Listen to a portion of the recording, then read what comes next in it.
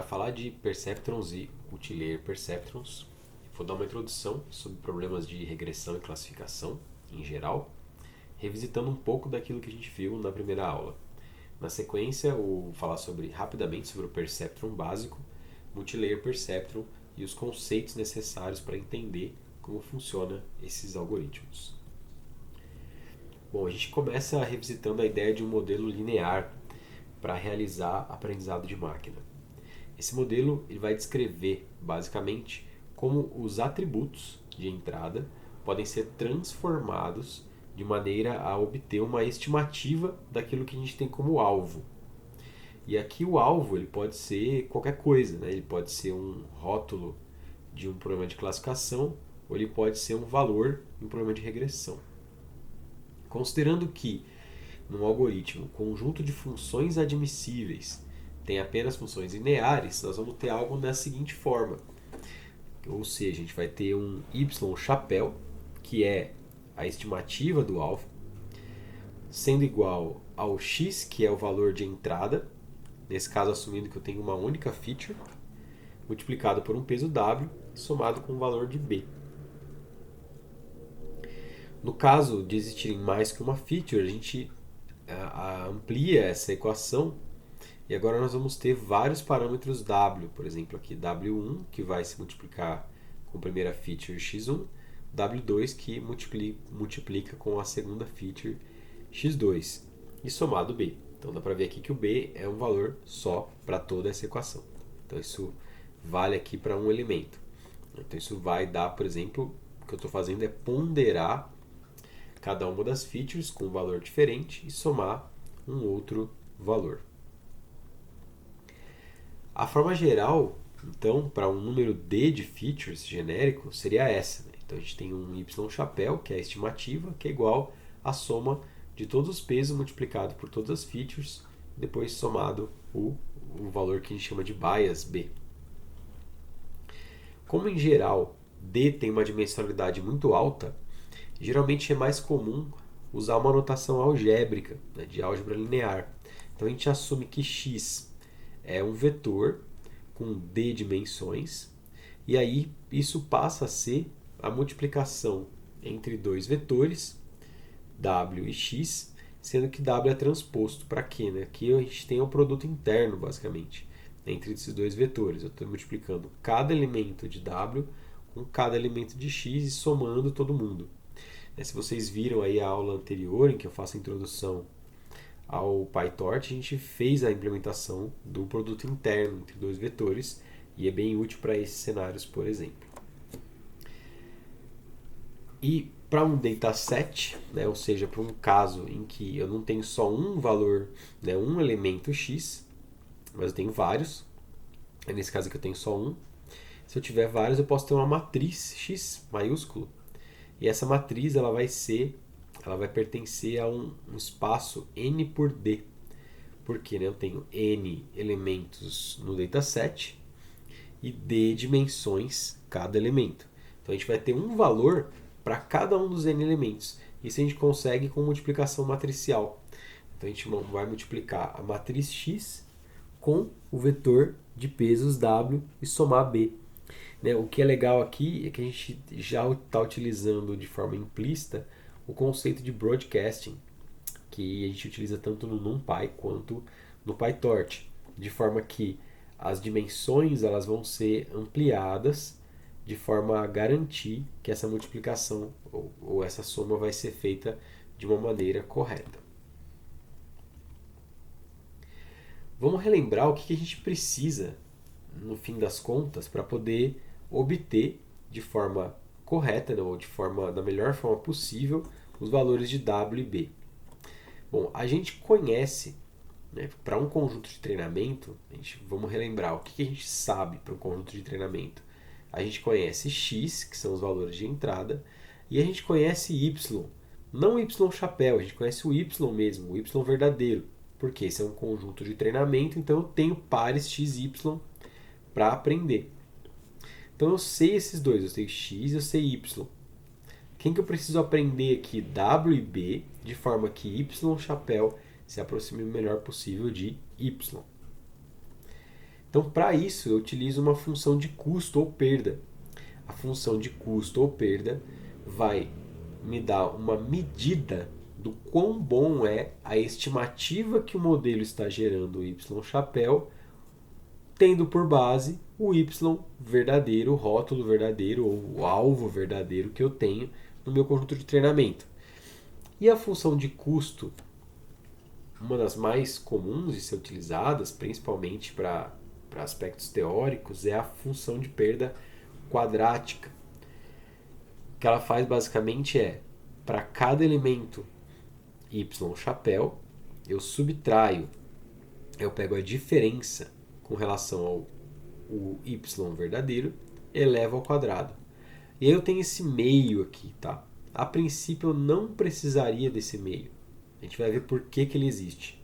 Daqui a pouquinho aí é a intuição. Bom, então essa é a perda quadrática com relação a um exemplo i. Por isso que o índice aqui está com entre parênteses, né? Porque não é elevado a i. Não é uma potenciação. Estou colocando aqui como se fosse um índice.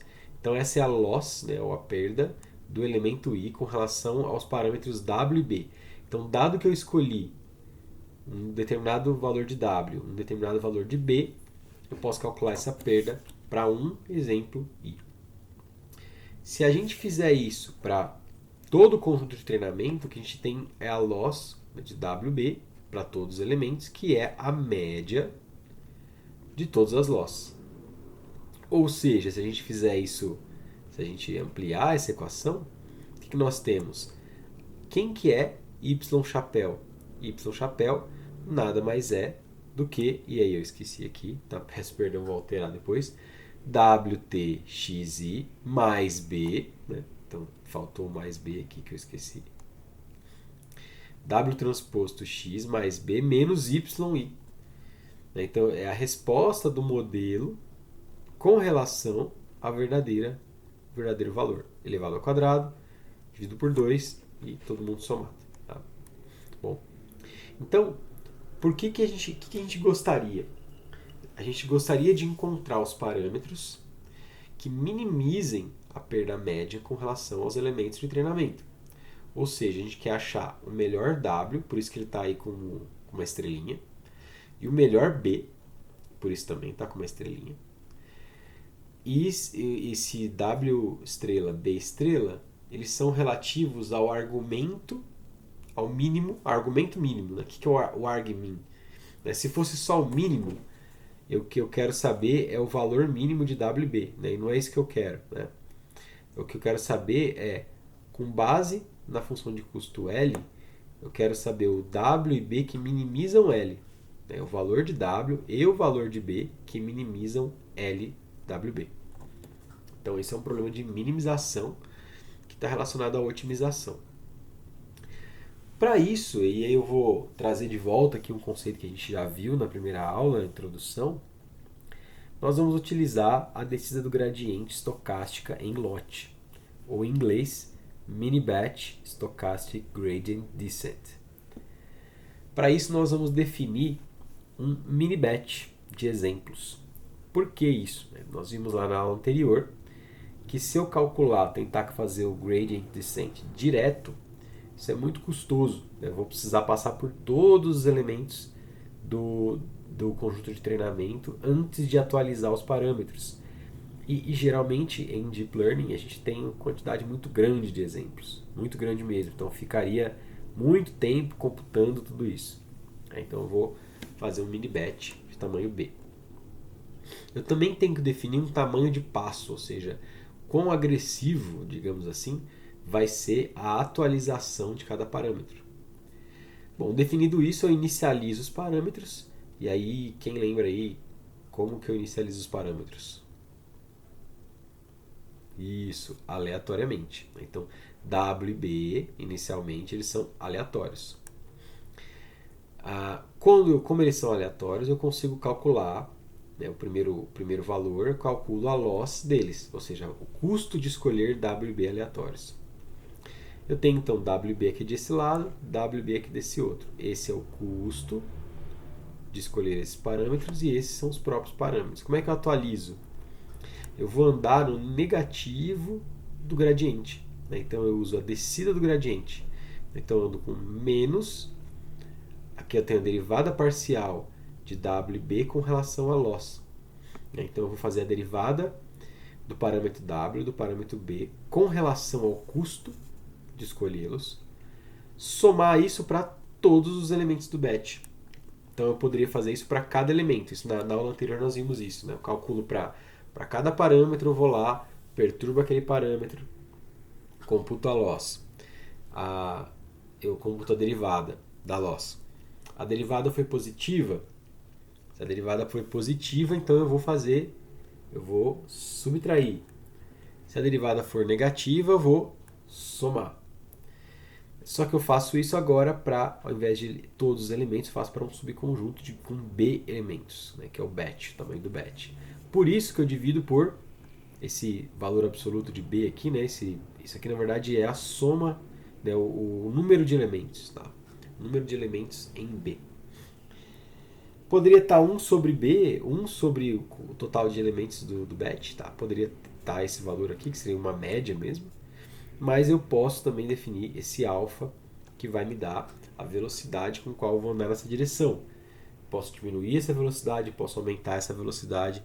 Nós vamos falar sobre isso bem melhor numa aula futura. Então, essa aqui é a equação básica. Tá, mas como é que eu calculo isso aqui de verdade? Bom, a gente vai fazer isso, tá? Depois na prática, mas basicamente é uma diferenciação, né? Então, a gente tem que encontrar qual é a derivada dessa função L, aqui desse L aqui, desse custo. Bom, é fácil calcular a derivada de um valor de uma função quadrática, né? Não é fácil calcular? Basicamente, o que é x ao quadrado? A derivada de x ao quadrado é o quê? É 2x. Então, olha que legal, né? Por isso que tem esse meio aqui.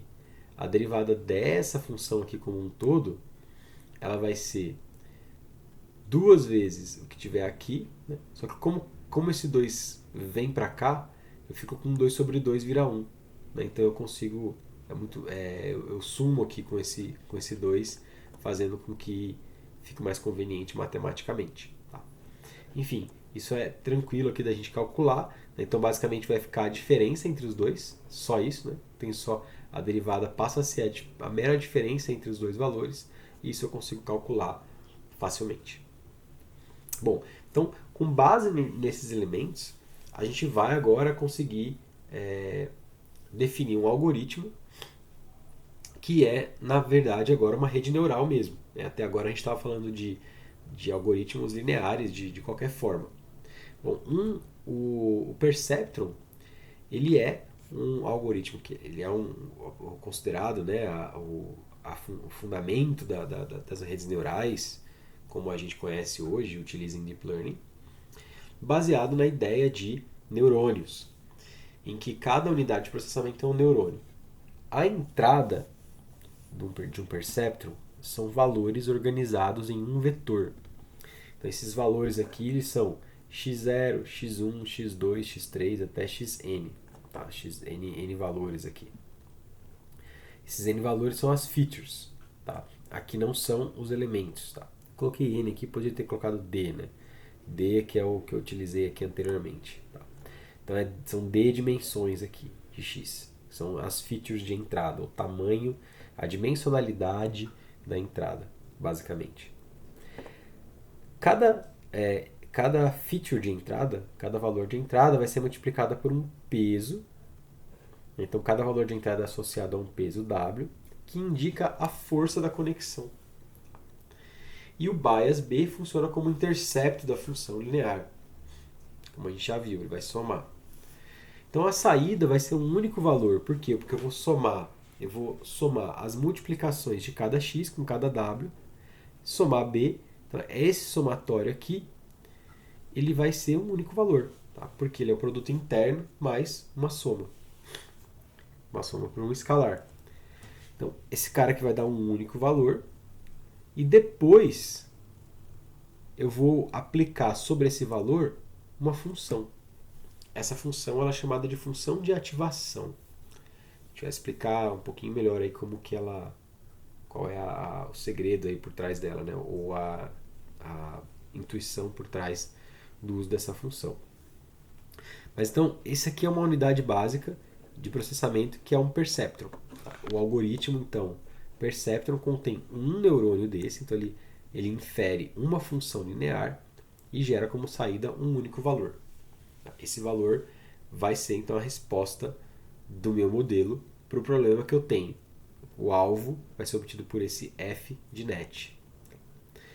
Bom, aprender, então, no caso do perceptron, é ajustar Ws e Bs aos dados de treinamento. E qual é o formato, ou como que são essas funções de ativação? Né? Isso aqui que é a única coisa nova que a gente viu. Então, o resto a gente já viu aqui. Basicamente, isso aqui é W transpose X, né? Mais B. O que é essa função de ativação? Bom, você tem várias funções possíveis. A ideia dessas funções é que eu vou escolher de maneira que essas funções elas façam sentido com relação à saída que eu quero. Então vamos dar uma olhada aqui, por exemplo, na função sigmoide. Na função sigmoide, que ela tem o formato aqui de 1 sobre 1 mais exponencial de menos x, ela funciona da seguinte forma. A entrada para essa função ela pode ter valores negativos ou positivos. Né? Aqui tem menos 10 até 10, por exemplo. Mas o que ela vai fazer? Ela vai mapear qualquer valor no intervalo entre 0 e 1. Então, eu posso pegar a saída do neurônio, ele pode ter qualquer valor, mas se eu aplicar aqui a função de ativação sigmoide em cima desse neurônio, a saída vai estar sempre entre 0 e 1. E aí isso é muito interessante, porque eu consigo interpretar melhor esse valor. Eu não sei se vocês lembram, né? Se não lembram, a gente pode olhar nos slides lá depois, que a gente fez um classificador e esse classificador dava scores para as classes. E aí tinha lá o score, por exemplo, 200, o score menos 10, o score 38. O que significa um score de 200 ou de menos 10? Esses valores eles são de difícil interpretação, mas se a gente aplicar entre 0 e 1, a gente consegue interpretar melhor. Por exemplo, um score de 1 é o score máximo. É o máximo score que eu posso ter. Então, se eu tenho uma classe com score 1, então quer dizer que ele tem o maior valor possível. Tá? Segundo a função sigmoide. Basicamente é isso que ele faz. Então, ele satura valores muito pequenos para 0, depois ele vai suavemente aumentando os valores 0,1, 0,2, 0,4, 0,6, 0,8, 0,9, e aí quando vai chegando aqui um pouquinho maior, ele já satura em 1 de novo. Então essa é uma função que satura valores muito pequenos para 0, muito grandes para 1. A tangente hiperbólica ela tem o mesmo formato. A diferença é que ela vai saturar valores menores para menos 1 e os valores maiores para 1. Então, quando eu quero que a minha saída tenha valores entre menos 1 e 1, eu uso a tangente hiperbólica. A função ReLU, ou Rectified Linear Unit, ela é o máximo entre 0 e x. Então, o que isso significa aqui? Significa que eu vou pegar qualquer valor menor do que 0 e jogar para 0. Certo? Então, o máximo entre 0 e qualquer valor negativo é 0. Então, ele vai pegar aqui qualquer valor negativo, ele vai zerar. E os valores positivos ele vai manter linearmente. Então, ele é uma função linear, basicamente, só que só para os valores positivos. Para os valores negativos ele zera. Então, é como se ele estivesse truncando qualquer valor negativo para 0. A Leaky ReLU ela é uma função que deixa então vazar um pouco dos valores negativos. Então, ela é o máximo. Esse aqui é o valor mais, digamos, mais usado, né, para Leaky ReLU, mas pode ser usado qualquer valor aqui, tá? 0,1 vezes x, ou seja, ele vai usar 10%, ele vai escalar o valor negativo em 10%, ou ele vai pegar x, que é o próprio valor positivo. Então ele não vai zerar completamente os negativos, ele vai dar um peso menor para esses valores negativos. Existem outras funções de ativação, depois a gente vai ver um pouco melhor quando nós vamos falar sobre a otimização das redes na prática, como utilizar essas funções, mas sempre lembrando de que qual função eu escolho, ou aquela que fizer sentido para o problema que eu quero resolver. Se o problema que eu quero resolver ele tem características que eu preciso de saída entre -1 e 1, eu escolho a função tangente hiperbólica, por exemplo. Se é entre 0 e 1, com uma certa suavidade para os valores negativos aqui positivos, eu uso a sigmoide e assim por diante. Bom, então a gente já pode ir direto para o multilayer perceptron, que a gente vai ver daqui a pouquinho.